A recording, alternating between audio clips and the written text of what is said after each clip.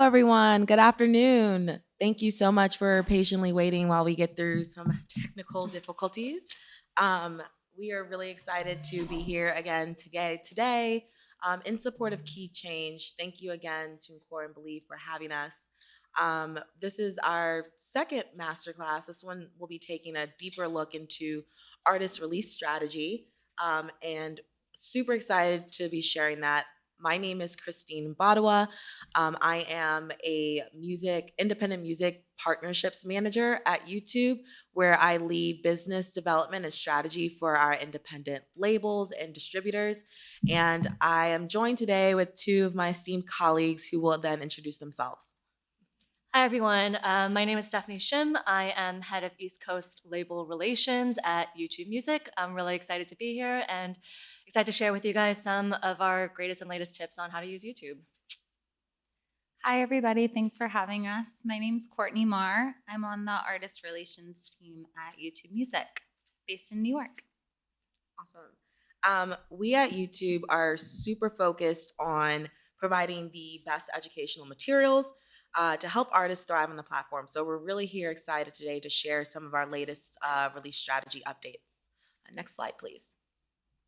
But before I get started, I'd like to take a minute to share just a little bit of how we're doing on the platform.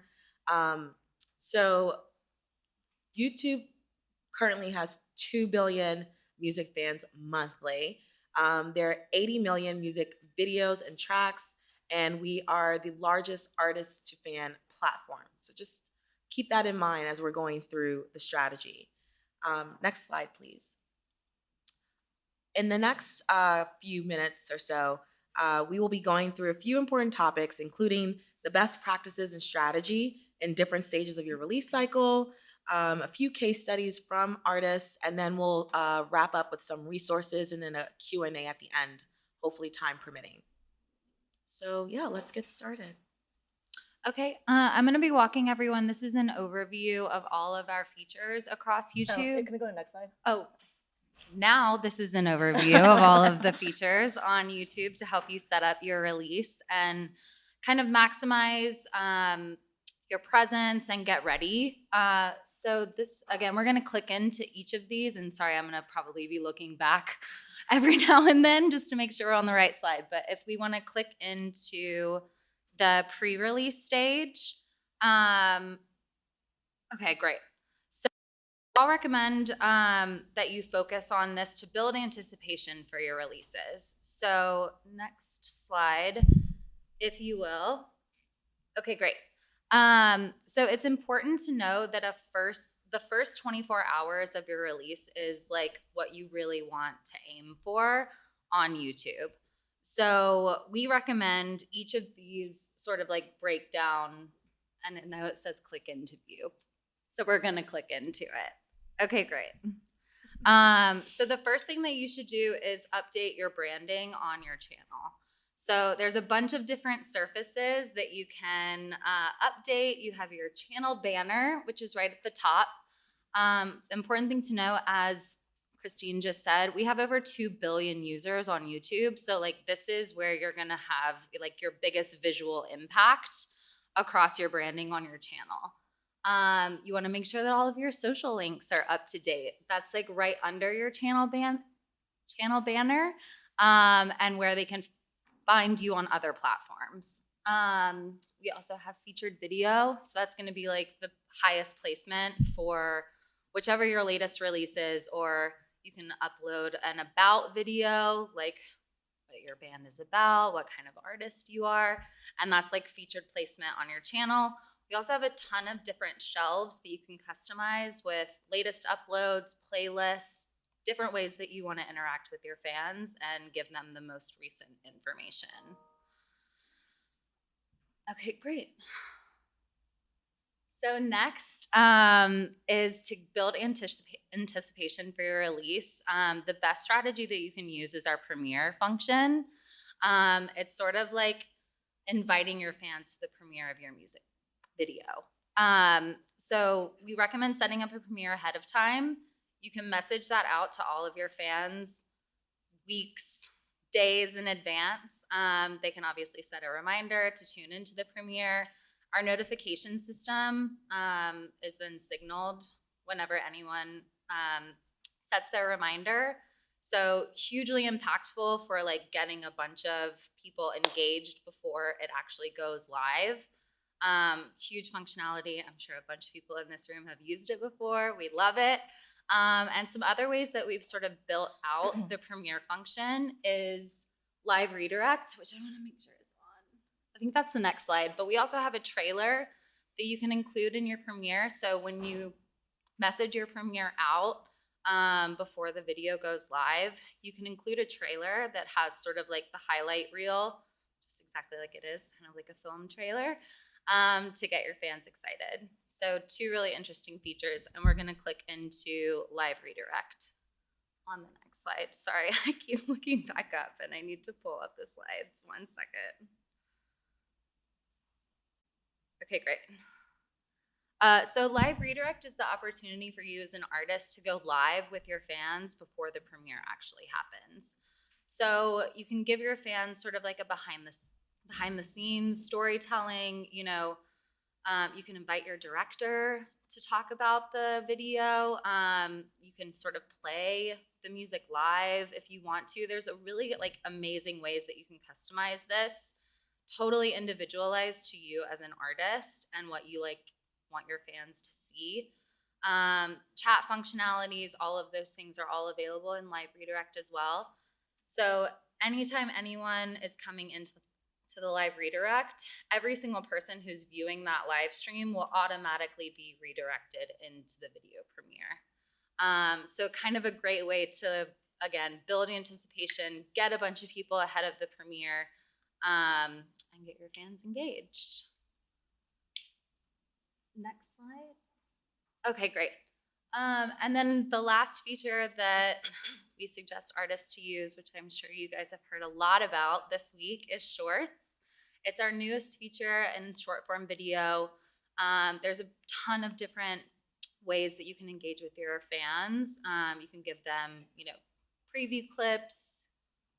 Like I said, live music, you can play it. And it's a sort of a front door access for your fans into the live premiere. So another way to like have a ton of eyeballs on you and your platform and your profile leading into the premiere. And I think that is where I kick it off to Steph for what happens actually on release day. Cool. So, you've done all this prep work, you've updated your channel, you've set up your Premiere page, you've done the live stream, and all of this is to really, the most important part is to... Sorry. I don't know what that is. It's a short, so don't worry. Yeah, it's fine. Sorry. It's on brand with what we're talking about, so it's good. Sorry. So, you've done all this prep work, and all of this is to really bring people to watching your premiere as it's happening. The biggest thing that you can do is get people to watch the premiere during that first actual stream, because that really informs sort of our discovery engine of who is your most engaged fan base, because those are the ones who, after you shared it on your socials, they tuned in onto your live stream, live redirect, they clicked through on your social. They want it to be there right the first time that they're seeing the music video, which for a lot of times is going to be their first time hearing the song as well. So all of that information is really crucial for kind of surfacing that video to more users on the platform. This is a statistic that we talk about all the time, which is like 80% of views on YouTube come from our discovery, which is like the homepage and that side panel and the play next and like all the places that we surface other videos. So that's why like all of that prep work leads into our release day. So if we can go to the next slide. So all of that, you're kind of carrying all of that momentum into your game day. And a really great thing is to have the artist join the chat during the actual premiere. So if they did a live redirect, they've been sharing everything on socials, their fans know that they're engaged already. So when they're in the chat during the actual premiere, it feels like they're watching the music video with their favorite artist, which is just kind of builds that relationship between the fan and the artist.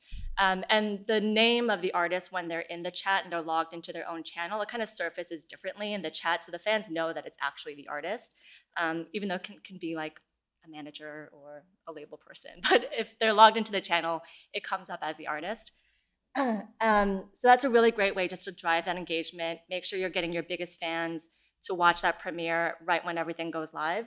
Um, you can have fans ask questions in advance because you've set up the premiere page in advance. You can have a call to action on socials for them to ask questions, and you can go in there and answer them, respond to the comments. Like, all of that engagement is really important for how that video performs after it flips to VOD. So after the premiere happens, you can thank viewers for being there, thank you for their support, reshare that link on all the socials, share that on your community, respond to those comments of people who watched the premiere and now are commenting on it, and ask them what they thought. And then you can also make sure you pin the video as your featured video on your channel, because going back to sort of how important that channel branding is, if people are finding their way to your channel, you want to make sure that the first thing that they see is your new release video. And then shorts. Of course, we can't go a few slides without mentioning shorts. So after the song is released, you can go on, you can create a short using your music, because at this point, the song is out, it's in the audio library. So you can make your own shorts using your song and have some sort of call to action to encourage your fans to create their own shorts. And then once you're on a short that uses the song, you can go over to the sound page and see all of the shorts that are using your song in their short. And then the artist can go in there and respond in the comments and say, like, oh, I love what you did with the song. I love that dance that you did. And again, it's just encouraging that engagement between the fans and the artist. You can thank fans for their creations. And then one thing that we did with BTS, we did a massive campaign with them at the end of last year around their song Permission to Dance. And we had them add chapters on the actual music video of the song and cut it up to the exact section of the music video that we wanted fans to create their short out of.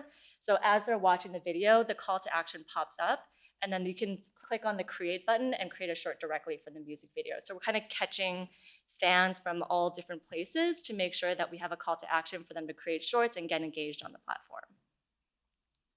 Cool. And that's it.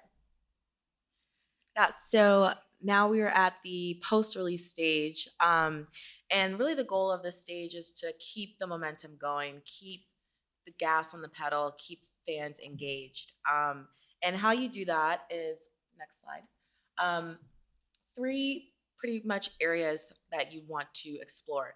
Experimenting with different formats, engaging through shorts, and then similar to thanking your fans for attending the premiere, you can then thank fans by sharing their videos and adding that to your channel shelf. So we'll break down these three and see how you can do that. Next slide. So firstly, experimenting with formats. As I mentioned, fans are looking for more ways to engage with the artist, way beyond just the music video. And so shoulder content, which is, ancillary content, lyric videos, behind the scenes, reaction videos, this type of content has a positive impact on the fan base, and in some cases drives watch time 2 to 3 times more than the official music video. So be sure to incorporate this in your post-release strategy. Think of releasing different types of content. For example, like I said, behind the scenes, lyric videos, reaction videos, to keep that momentum going.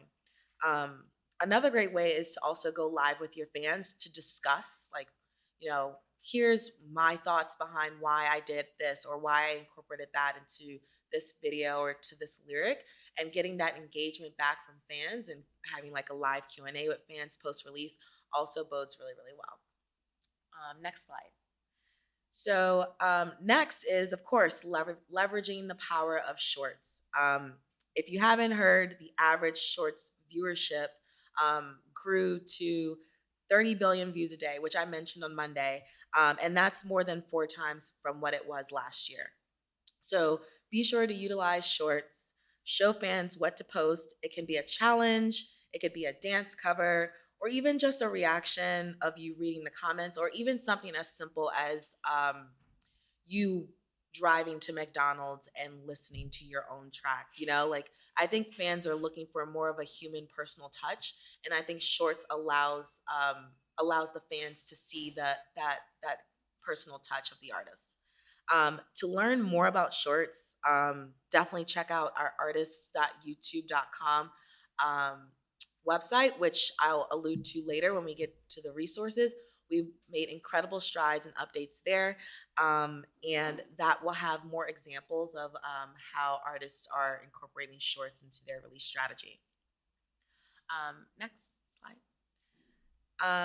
And then the last best practice, as Stephanie said, and the last one that I'll go over before I turn it back to Courtney and Stephanie to go through case studies, is thanks. You know, spirit of gratitude, thanking your fans by sharing their videos on the community tabs and on socials. They really appreciate it. They feel special. They feel engaged and connected. They feel like being a fan is actually like, oh wow, this person actually cares that I'm a fan. They care that I'm listening to their music, and they're showing that by, you know, sharing my reaction, sharing my love for them on their channel. This is a very no cost way of amplifying your release, reaching new fans, and increasing your total song views. And to help utilize that, to help you do that, utilize YouTube analytics, artists to find out the most popular videos and shorts that your artist music is included in, to highlight and share on the artist channel. And that's it for me. Cool. So we've gone through a lot of kind of the different steps that you can take and a preview of a lot of the different tools that we have, which I know is a lot. So we wanted to do a couple of really quick case studies of how artists have used all of these tools and best practices in their actual releases. So if we go to the next slide, the first one is Marina Senna, who's this incredible artist who's seen a lot of growth in the last year or two. And she did a really great job using shorts to kind of bring her fans along with her in her journey as she was kind of blowing up. So they would bring her shoot a short when she was winning her first award. She does backstage things. It really makes it feel like even as she's getting bigger, she wanted to make sure that the fans still felt connected to her, even though her audience was growing. And she saw really great success with this. The shorts she has posted have generated over 3 million views and directly added over 1,000 subscribers. And I think that's maybe something that we haven't really touched on, is just having shorts on there and really using that to drive subscribers. And by doing that, bringing them also to watch your official music videos and listen to your albums and kind of pulling them into the larger artist ecosystem, which was a really great kind of result for Marina as she got leaned in more and more with shorts.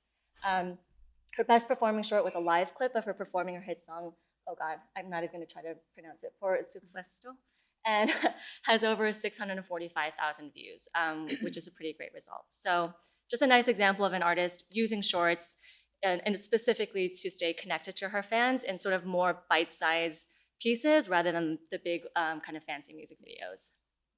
Next slide. And then Snail Mail, who I love, she had a music video for her song, Ben Franklin, I think it was. Yeah. And if you haven't watched it, it's an adorable music video where she is essentially frolicking in the grass with an adorable golden retriever, and it just kind of sparks joy. So from that, she decided to throw a contest on her social media asking for her fans to share their puppies. And she did a live stream where she judged the cuteness level of the puppies.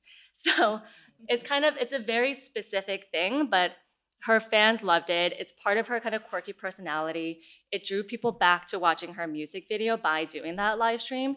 And you know, the numbers for 11,000 views for kind of an independent artist like that, I think is really great, especially because it's such a specific to her fans and her as an artist. And then that kind of drives people back to rewatching the music video, which is kind of the end result. So it's just kind of a cute little anecdote. And then the next one is Psycho. And all of these, obviously, you can go and look on their channels and see how they've done them for themselves. But Psycho is a really great example of using all of the products that we've laid out. She used live redirect, she used trailers, premieres, and saw really great results with the subscriber count grew 168%. And the video was one of her best performing. So just kind of nice case studies. These are also available on the previously mentioned artist website, so definitely go check out. And there are a few others on there as well, but we wanted to point these out specifically. Speaking of artist resources. Yeah, so now I'm going to run through some resources available. Definitely want to leave enough time for Q&A. But the next slide, please. This is one of the biggest resources, artists.youtube.com. We recently revamped and relaunched, as of Monday actually, this artist hub, and it's incorporating information on top features like shorts, artist analytics, and premieres, and also hosts a lot of new resources on product updates, features, and tools for how to grow your music career on YouTube and more. Next slide, please. Oh, and by the way, a version of this deck actually lives on that website as well. I know that there are a lot of links in this deck that I'm sure you're itching to click on, so you can do that on the website. Yeah. And within this deck, there are checklists for pre-release, release, and post-release as well, to guide you along the way. We are really happy to announce this new portion of the Artist Hub.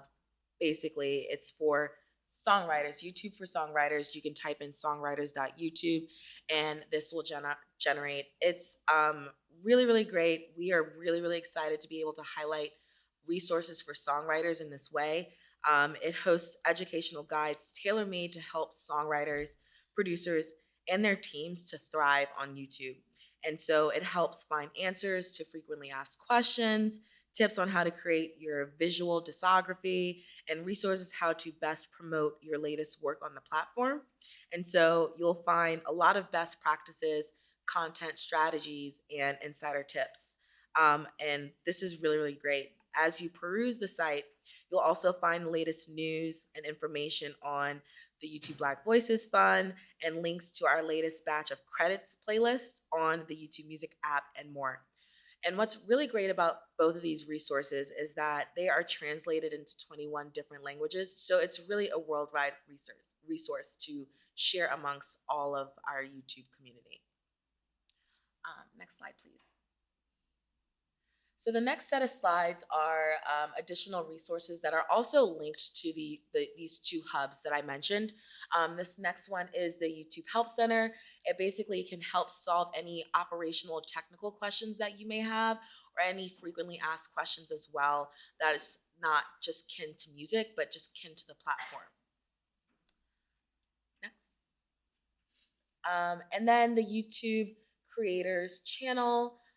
Whether you are just starting out or you are taking your channel to the next level, this resource helps creators make great videos and really grow their channel. So just outside of being an artist, this offers a lot of creator tools and insights. I highly recommend everyone subscribe to that channel. It's really great. I find myself sending videos to my partners all the time from it. For sure. Next slide, please. And then the YouTube blog, which is, stay up to date with the latest products and news. I believe Lior's newsletter is also published in the blog as well. So this is also a great resource that's also linked to both the songwriters.youtube and artists.youtube websites. And lastly, I believe this is last, is our analytics function, which is YouTube Studio Insights. Really, really great resource for informing your strategy overall, understanding what markets, your song or your artist is thriving in, understanding what markets need a little bit more love, understanding where consumption is being had. And so really, really great resource. To access this, you log into your studio and you select your dashboard, and from there you can access all of the analytics, shorts, as well as other channel insights.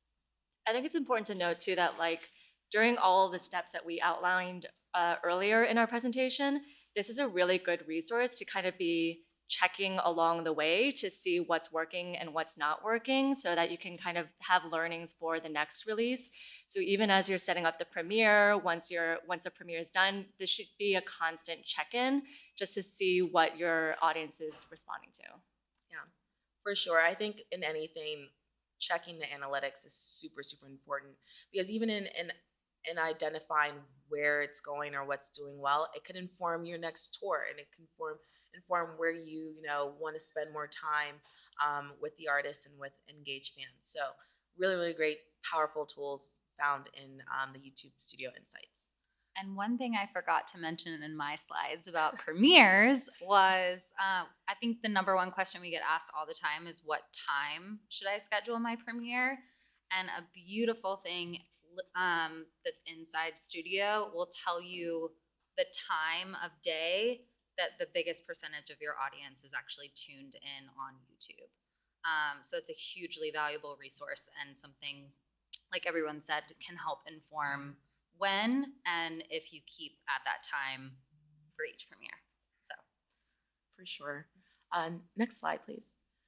And then lastly, of course, our YouTube Music charts and insights, which allows you to see the hottest artists, songs, music videos that is trending, top songs, top artists, and top music videos. I think this is also a great resource to keep bookmarked as well.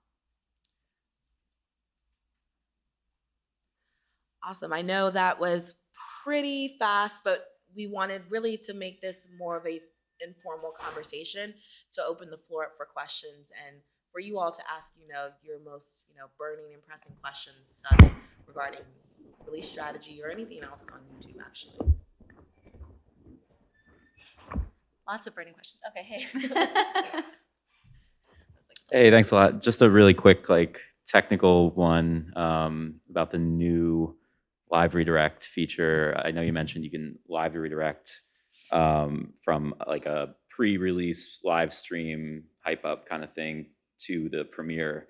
I think I know this already, but just checking, are you able to also live redirect to another live stream? And if so, are you able to also live redirect a different channel, not just a different video on your own channel or your artist's own channel? Yeah, so that's actually a fairly recent launch, is the cross-channel live redirect.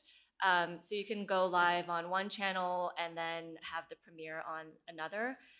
You can essentially live redirect from any type of live stream. So you can actually go from premiere into premiere. You can go live redirect into premiere. You can go you can kind of pretty much do any combination. For the cross channels, you just need to make sure that both channels have given each other permission. But yeah, I think the possibilities for that are really exciting. If you have collaborators, if there are multiple featured artists, even if your artist is really into a YouTube creator and they want to do a beauty tutorial and have that redirect, I think that opens up a lot of possibilities. But yeah, you can pretty much do any combination. That's really good information. Thanks. And quick follow up, if I have kind of several artists who are in a community under our label, is it possible to have multiple channels do premiere live streams and all redirect into the same video, or is it only one able to redirect in? You know what I mean? I think it's just one channel to one channel. I think it's one channel to one channel. Okay. We do have a couple of ways that artists can go live, though. Obviously, in YouTube Studio with an encoder. I think that case study that we put up is a very premium version with backgrounds and really produced. But we have another feature called Rodeo, where artists can go live with each other. So in that, if you have sort of the biggest channel maybe, and that artist can invite the other collaborators in and then redirect to a smaller channel, that's another strategy of how to kind of captivate a bigger audience using a bigger channel to push to a smaller channel release premiere to get more subscribers that way too. Great, you I'll can also check do that out. a marathon and go live redirect into live redirect. Yeah, into right. Live redirect into live redirect. Sounds good. This rodeo feature, that's kind of like a StreamYard type of situation as an official YouTube platform service. It's actually a mobile app. Yeah. Oh, Yeah. okay. It's Cool. the easiest way that artists can go live. So there's a manager function where the manager can set it up, and then they'll just blast out a link to the artists and whomever else is joining. So you can just get in touch with your YouTube rep, because we do have to send you a link to download it. Okay. It's still in beta, I think. Yeah. Yeah. Okay. Great, thank you. That answered your No problem. question. Yep. Anybody else? We went through so much stuff. That was There's so gonna easy. be Yeah. questions.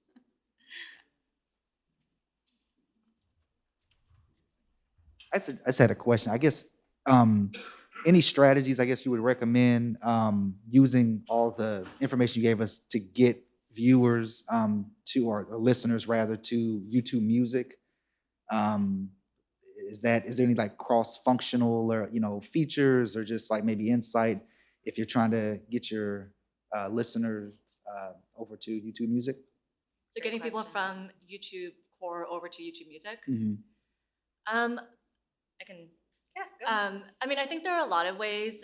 We've really been encouraging everybody to make sure that when you're making like a link tree, whether you're using Linkfire or Smart URL, just make sure you're including YouTube Music in there. And that should go in your description. If you're listing all of the other DSPs, like YouTube Music should also be in there. We also have like a lot of on-platform prompts so that if we're noticing that a lot of users are just only watching music videos, or we can tell that they're kind of putting it on in the background and they're playing a lot of music, they're going to start getting prompts to, hey, have you heard that YouTube Music is a thing? Go check it out over here. So we have kind of built-in promo levers on platform for that kind of stuff. But then I also think just like, we are kind of a full ecosystem. So if you're watching a music video and you're going live, like having the call to action at the end of that saying, hey, go check out the album on YouTube Music kind of makes a lot of sense because they all do link to each other and all do kind of speak to each other.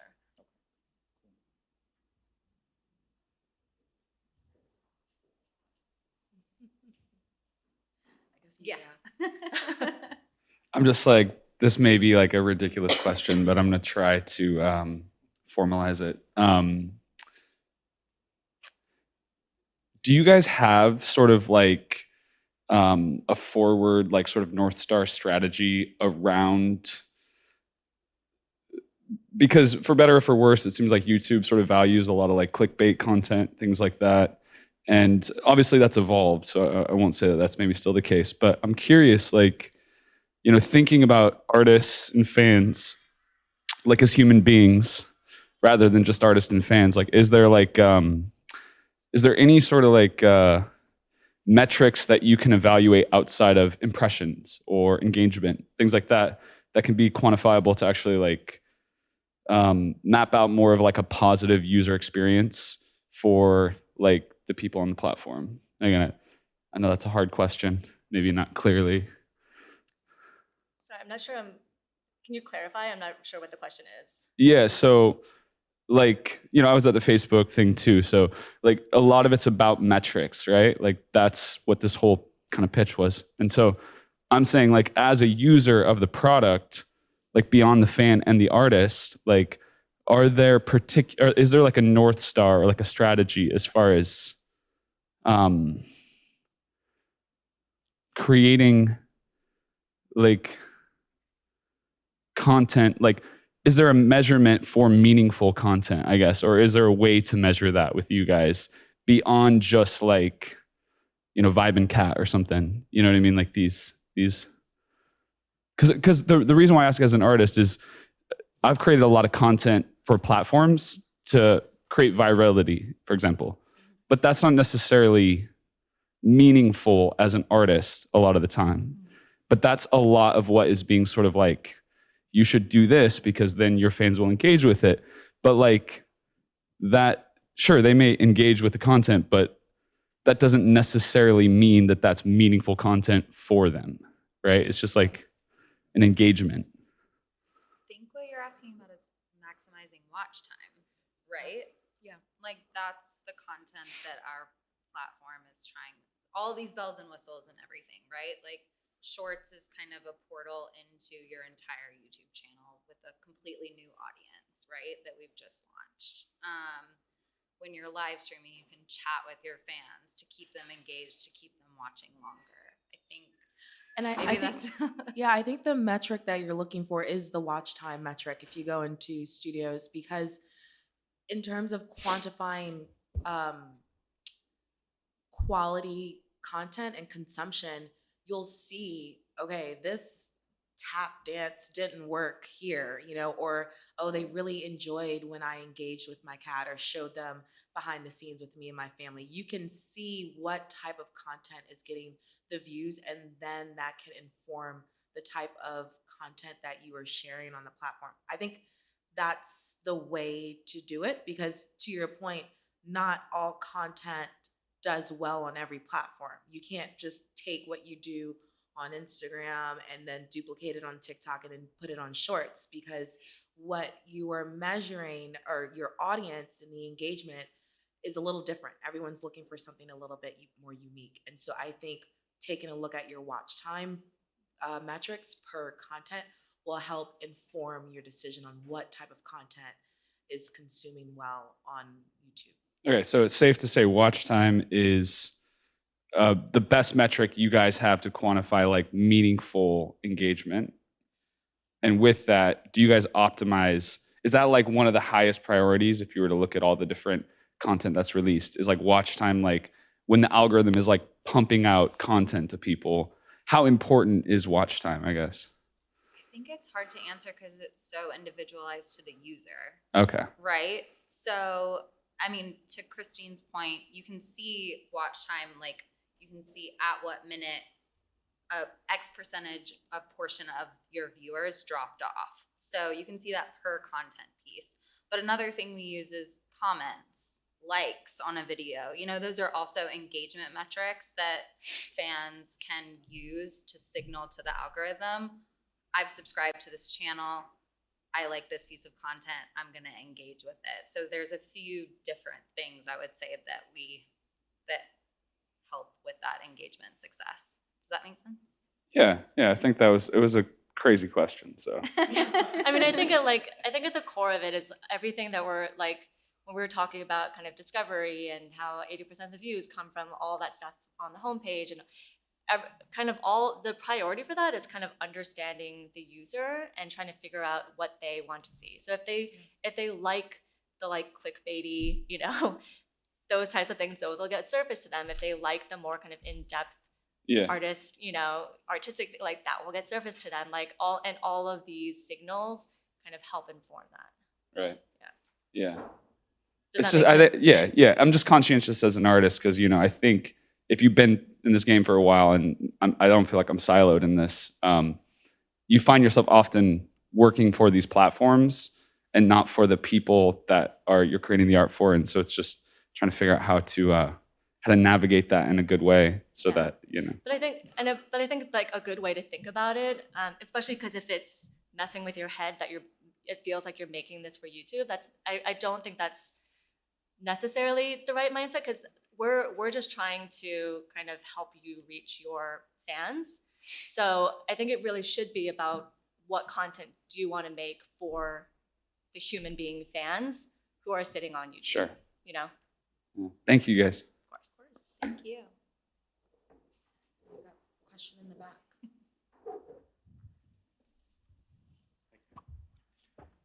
How far in advance would you recommend opening up a Premiere watch page before the release? We don't have a specific answer for that. I know. Honestly, what I always say is I think that like if it's too, you want to be able to have it long enough that you can promote it on socials, get people to set their reminders, because like I said before, it's really important to get people to watch the premiere as it's actually happening. So you want to make sure you're giving yourself enough time to promote it, hit all the necessary time zones, have people set their reminders, because once they've set their reminder, they're going to get the email notification, push notifications if they've opted in for that, to drive people to watch it when it's actually happening. So it's not really like we can't give you a prescriptive, like everyone needs to do this 24 hours in advance. I think it's more thinking about the artist, what they're going to be doing to promote that page after it's live, what time zones are strong for them, just kind of keeping all of those factors in mind and just making sure that the focus is sharing the messaging, having the call to action to set their reminders. So just giving yourself enough of a window for that to happen. So that can really vary depending on the artist. I just think like if it's too long, people just lose interest and people have very short attention spans. So it kind of needs to be short enough that, especially because if you have the Premiere page open, you're doing other things too, right? To promote my new singles coming, my new music video is coming, so that you have something there so that people are like, oh, my favorite artist has a new song coming out, and fans want to take an action when they hear that a new song is coming out, and if they see that the Premiere page is live, they can at least set their reminders. So I think lining up when you're going hard on the promo, that the page is live so that fans can go in there and actually do something about it. That was I think my it's like opinion. at least 24 hours is like ideal, right? Like things happen and you Music can videos only get get it delivered up, late yeah, and- like, 10 hours before or whatever. But I think the time zone thing is definitely a good recommendation. And there's so many different places that artists have to be, right? It's not just socials. You have an email list. Like there's so many things that you kind of have to plan for. So I think giving yourself the opportunity to hit every type of fan wherever they are. And then as you saw in our presentation, like you can beef it up with a live redirect. So you can message that again and say, hey, actually, I'm going to go live before the premiere. So that's kind of another reminder, but giving fans a little something extra as well. I've also seen artists decide to put their premiere page live really far in advance, but like switching out the trailer every couple of days, kind of giving people reasons to keep re-engaging. Like that can also work too if you have it up for a longer period of time. And I will say to definitely feature the premiere page as well on your video once you set that up, so that anytime a fan goes to your page, that's sort of what they can anticipate, and set their reminder there. If they haven't seen your post or something, they just happen to land on your YouTube channel, that's another best practice.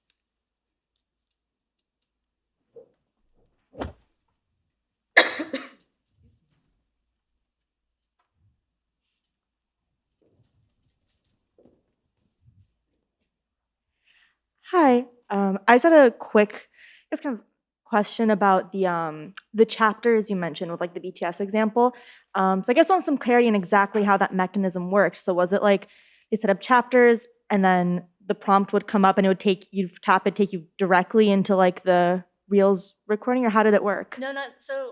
Chapters, you can kind of use them to kind of skip to certain sections of the music video. So it's almost us mimicking. We saw, I think everyone sees this in like longer videos, that fans would leave comments saying like, this song starts at like 2 seconds, Yeah. and like if you want the makeup tutorial, it's pretty much us officializing Mm. that. Mhm. So for the BTS example, we use that to, one, it does, as you're watching it, it does have a little kind of messaging that pops up. Mm. But also once you click on that timestamp, we also Mhm. have a create button. If you watch most music videos, you'll see a create button and you can go directly to create a short using the sound from that Mhm. video. So by creating the chapter, people could click on it and then immediately create a short from that timestamp. So it's Okay, more of yeah. like, it's more of a marker. Yeah, so I was Yeah. wondering, so like connected directly, took you immediately to go take a short. Yeah, so Using if it. you, yeah, Okay, you can cool. do create, there's a create button under the music video. Okay, awesome. Yeah, and I mean, I'm assuming you were touting this as an example. Like, what were the results from like BTS, for example? Did that work well? Like a lot of shorts from those moments. Yeah, I mean, that was like when we first launched Mhm. Shorts globally, and so Yeah. it was a massive awareness campaign. So we had other things other than chapters True. running for that. Yeah. So in general, it was a very successful Mhm. campaign. But I think it's a really good point for how to use YouTube. Of all of these little things make a Mhm. really big difference. Like updating the header doesn't seem that fancy of a best practice, but it is. It's like all the combinations of these things, of having the call to action in the header, making sure your profile picture is updated, having the call to action in the chapters, like all of these things, the more you get your messaging out there and the easier you make it for users to engage and do what you want them to do, the Mhm. better. And that's why we Yeah. kind of have all of these tools available. And Okay. chapters is just an example of one of them. Yeah, it seems like a really cool way to tie in like what is a huge benefit of YouTube is like the long form with the short form content. Exactly. Seems really interesting. So yeah, thank you for clarifying that. Thank you. I think we're at time, so I just wanted to again thank you all so much. Thank you again, Keychange and TuneCore and Believe, and then thank you again, A2IM, for having us. Thanks, everybody. Thank you. Hi, everyone. Oh, extra 5 minutes. Oh, perfect. Just kidding. Are there more Questions come questions? in. All right, I'm going to just say. Yeah, sure. Cool. Did you want another question? Kind of taken away. You can sit next to me if you want. Question about playlist pitching. So I've pitched a lot of tracks, and some of the tracks that I thought would definitely get placements sometimes don't get any. And then there's been tracks where I'm like, there's no way this is getting a placement, and it got placed. It's a little bit more, it's harder to grasp than some other platforms. And I was just wondering, do you have any best practices or tips or any insight on why that may be through don't have access to the pitch. Okay, tool, so I guess I'm taking that one.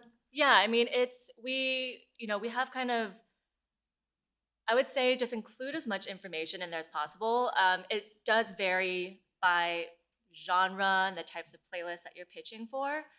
So I think the biggest thing is include all the information. If there are updates, and especially if it's like after a new release and you're seeing traction somewhere else, include all of that information in the description, because all of that is kind of taken into consideration. Also, don't be afraid of repitching, because just because it didn't get placed the first time doesn't mean it won't get placed the second. Especially if you have updates of like, I know this didn't get placed the first time, but hey, it just got added at radio, or the artist is about to go on tour. Just including those updates and kind of highlighting that right at the top is a good way to sort of make sure that the programmers and everyone who's looking at the pitch tool are seeing all that info.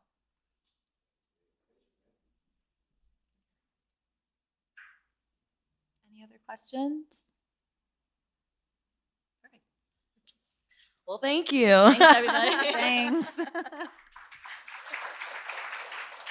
So, hi everyone. I'm Maria from TuneCore. Thank you so much for coming, and thank you so much for YouTube for doing this. Awesome. Yeah. I just wanted to say a few words about Keychange. So Keychange, I'm just going to make sure that I wrote some notes because I didn't forget anything. But Keychange is a gender equality advocacy organization that started in 2017 out of Europe. They started advocating for 50-50 representation on stages and in conferences, and they've now expanded to have a pledge program whereby 550 companies, mostly in Europe and in Canada, have made their own goals for how they can work towards gender equality. They also have a participant program where they have 75 participants, and those are rising executives and also independent artists. They go through a year-long program. It's networking, it's education, it's teaching them about all different ways to promote themselves as artists or as executives. It's a really enriching program. They were just in London for 3 days. They'll be at a number of different festivals around Europe. And we've just expanded into the US. TuneCore and their parent Believe are backing their expansion into the US. It's a great program. So we hope that you will all get involved. In the US, it won't be just about gender equality. We're expanding it to racial and